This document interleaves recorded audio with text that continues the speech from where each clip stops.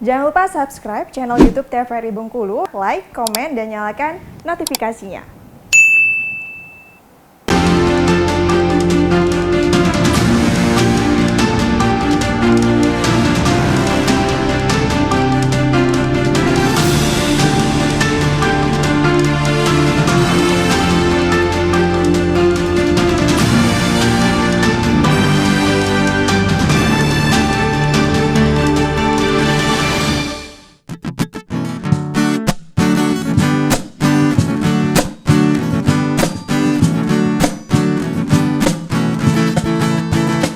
Saatnya satukan suara, pemilu akan diselenggarakan kembali. Ayo pilih seseorang yang berpengalaman, bahkan punya jiwa yang hebat. Hanya kaulah yang mampu merubah segalanya untuk masa depan. Berjuang ikhlas untuk kesejahteraan kita semua. Saatnya satukan suara, pemilu akan diselenggarakan kembali. Ayo pilih seseorang yang berpengalaman, bahkan punya jiwa yang hebat. Hanya kaulah yang mampu merubah segalanya untuk masa depan. Berjuang ikhlas untuk kesejahteraan kita semua. Berjuang ikhlas untuk kesejahteraan kita semua.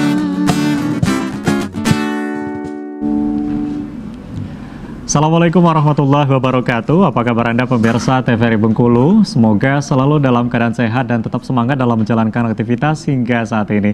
Dan pemirsa TVRI Bengkulu, senang sekali saya Afriko Zuhri kembali menjumpai Anda dalam program acara Berendo. Tentu saja tadi kita sudah mendengarkan satu penampilan dari Bengkulu Project.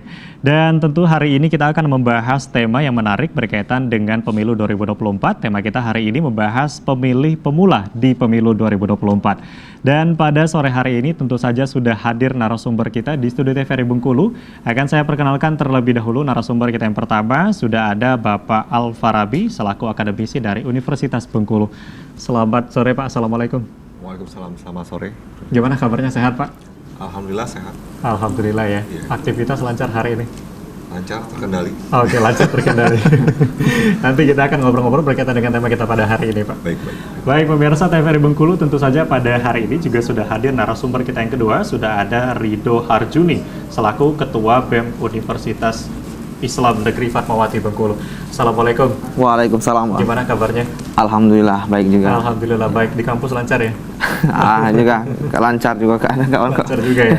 Ya. Oke, baik. Dan pemirsa TVRI Bengkulu berkaitan dengan tema kita pada hari ini membahas pemilih pemula di pemilu 2024. Seperti yang kita ketahui bahwasanya pemilih pemula ini memang diperkirakan akan mendominasi suara di pemilu 2024. Tentu dengan didominasi oleh pemilih pemula, hal ini menjadi peluang sekaligus tantangan. Pemilih pemula ini merupakan salah satu penentu masa depan kita, atau sehingga ini keterlibatan dari pemilu pemula ini menjadi satu hal yang penting dalam proses demokrasi. Dan akan kita bahas bersama bagaimana pemilih pemula di pemilu 2024. Untuk itu mungkin saya akan bertanya terlebih dahulu mungkin ke Pak Al-Farabi selaku akademisi dari Universitas Bengkulu. Kalau kita melihat ini sudah tidak lama lagi kita akan masuk ke pesta demokrasi atau proses dari demokrasi itu sendiri di tahun 2024. Nah, mungkin dari Pak Al-Farabi sendiri melihat seperti apa sih pemilu kita saat ini mungkin untuk 2024 nanti? Baik, saya melihat di tahun 2024 ya, walaupun masih sekitar 10 bulan lagi, tapi riaknya sudah mulai kelihatan. Ya. Jadi para calon-calon legislatif, baik DPR RI, DPRD Provinsi, DPRD Kabupaten maupun DPD itu sudah mulai menyusun ya, mungkin sudah menyusun langkah-langkah untuk bagaimana memenangkan kursi di 2024. Hanya saja mungkin riaknya ini juga masih menunggu tentang keputusan MK, apakah proporsional tertutup, apakah proporsional terbuka. Mungkin itu yang membuat orang masih menunggu apa yang harus dilakukan karena menunggu keputusan dari Mahkamah Konstitusi seperti itu. Oke, baik. Mungkin ke Rido juga nih, seperti apa melihat pemilu di 2024 nanti? Saat ini seperti apa? Ya, bicara tentang pemilu, memang pesta demokrasi ini adalah pesta yang ditunggu-tunggu oleh khususnya masyarakat kita di negara kita. Memang pemilu menjadi ajang pemilihan para pergantian para calon-calon pemimpin kita yang akan memberikan dampak positif khususnya kepada masyarakat. Nah, saat ini pemilu di 2024 seperti disampaikan dengan Bang Alfarabi tadi, bahwasanya memang walaupun saat ini sudah masih agak lama dalam proses sampai ke hari pemilihan, memang saat ini riak pemilu sudah sangat terlihat dari beberapa mungkin paslon yang sudah menyebarkan spanduk-spanduk dan baliho-baliho segala macam, dan juga sudah ada yang menyampaikan mungkin visi misi segala macam, dan proses pendekatan juga sudah mereka susun. Saya pikir dalam ajang pemilu demokrasi 2024 itu sudah sangat nampak saat ini ya. Artinya kalau kita melihat saat ini memang sudah mulai terlihat, apalagi para calon juga sudah mulai mendaftarkan gitu ya untuk proses tahapan saat ini juga gitu ya. Nah, kalau kita melihat juga di pemilu seperti yang kita bahas sebelumnya berkaitan dengan tema kita pada hari ini, bagaimana pemilih pemula di pemilu 2024. Nah, kalau dari Alfarabi sendiri seperti apa tanggapannya? Ya, pemilih pemula ini saya lihat memang salah satu yang ingin dikejar ya oleh para penyelenggara agar tingkat keaktifannya meningkat. Tapi saya melihat bahwa penyelenggara pemilu itu harus memiliki cara yang tepat dengan ramah pada pemilih pemula, ramah pada generasi muda, karena cara-cara orang dewasa dan cara-cara penerimaan anak muda itu berbeda. Jadi akan lebih baik misalnya kalau menurut saya KPU itu memilih ya duta-duta generasi muda yang bisa menyampaikan dengan bahasa anak muda pada pemilih pemula. Jadi itu sifatnya jadi kayak ramah pemilih pemula, karena yang menyampaikan itu orang yang memahami tentang dimensinya anak muda kayak gitu. Oke, artinya ada wadah gitu disiapkan oleh KPU gitu ya untuk anak muda ini bisa menerima informasi, apalagi mungkin kalau salah satu contohnya tadi dibentuk seperti ada duta memang khusus gitu ya untuk memberikan informasi berkaitan dengan pemilu. Oke, nah kalau dari Rido sendiri sebagai perwakilan dari pemuda gitu ya untuk pemilu pemula, tanggapannya seperti apa di tahun 2024? Ya, bicara memang pada hari ini fakta bahwasanya 60% ya pemilu 2024 akan didominasi oleh para pemilih pemula ataupun para anak muda. Nah, memang seperti yang disampaikan Pak Rabi tadi, memang hari ini ya khususnya di penyelenggara pemilu dan masyarakat pun harus memberikan edukasi yang lebih trennya lebih ke anak muda. Biar partisipasi kawan-kawan pemilih pemula ataupun kawan-kawan pemuda ini lebih bagus pada saat pilihan, karena memang 60% lebih dari setengah berarti kan Bang. Nah, jadi otomatis maka itu akan sangat mempengaruhi. Nah, kalau saya di samping memang memberikan edukasi seperti ada duta-duta anak muda dalam proses pesta demokrasi, saya pikir sistem pendidikan politik juga harus dibangun nih, khususnya kepada pemilih-pemilih pemula, karena sistem pendidikan politik ini sangat mempengaruhi nanti pemahaman politik anak-anak muda nanti dalam mengarah kemana pilihan ke mereka. Karena tanpa kesadaran politik, ya anak-anak muda akan tersesat nantinya, dan mereka menganggap bahwa politik itu buruk gitu. Nah, maka kalau saya di samping memang kita harus memberikan tren positif kepada anak muda, kita harus tetap melanjutkan yang namanya pendidikan politik juga kepada anak muda demi kesadaran politik itu, Bang. Oke, benar. Ini menarik sekali karena memang kalau kita melihat saat ini mungkin kalau untuk informasi didapat anak muda ini mungkin sudah mudah untuk mendapatkan informasi ya, apalagi di kemajuan teknologi saat ini.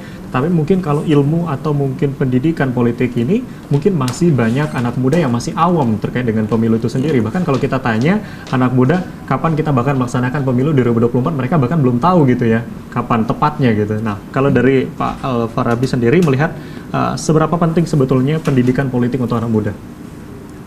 Saya pikir ini ya pendidikan politik itu sangat penting ya kan, dan ini juga sebenarnya kalau di desa-desa itu bukan hal yang baru. Jadi karena pemilihan kepala desa itu juga sebenarnya sudah pendidikan politik. Mereka sudah memilih calon-calon yang mereka senangi atau yang mereka percaya. Nah, hanya saja memang ada semacam atmosfer pada anak-anak muda itu yang kalau dekat dengan politik itu konsepsinya negatif. Jadi seakan-akan bahwa kalau anak muda berpolitik itu kesannya dia sangat pragmatis. Padahal tidak, pendidikan politik itu ya harus dekat dengan peristiwa politik.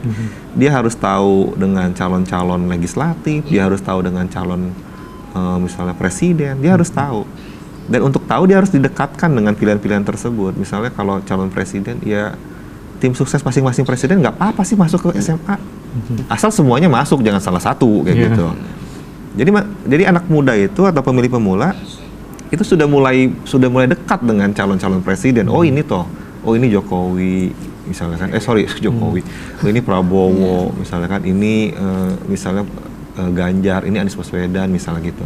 Dia didekatkan. Sama juga jangan calon legislatif, dia harus didekatkan. Jangan sampai disuruh aktif, disuruh memilih tapi nggak tahu pilihannya apa. Itu sebenarnya masalahnya. Oke, artinya memang kalau untuk memberikan pendidikan politik itu tadi anak-anak muda ini juga harus tahu tidak hanya calonnya saja, tidak hanya presiden atau satu presiden saja, tetapi banyak calon juga harus tahu, dikenalkan gitu ya kepada anak-anak muda ini sendiri. Iya, karena konsep memilih itu sebenarnya ketika pilihannya ada. Ya, kalau nggak ada pilihannya itu bukan memilih. Gitu. Oke, kita akan lanjutkan kembali, kita akan break sejenak. Baik pemirsa TVRI Bengkulu, masih dalam tema yang sama berkaitan dengan bagaimana pemilih pemula di pemilu 2024. Kami akan kembali setelah yang satu ini.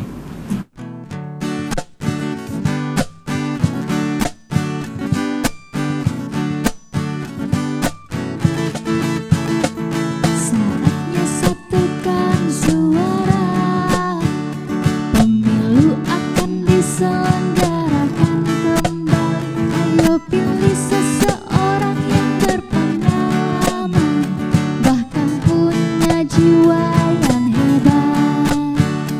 Hanya kaulah yang mampu merubah segalanya untuk masa depan. Berjuang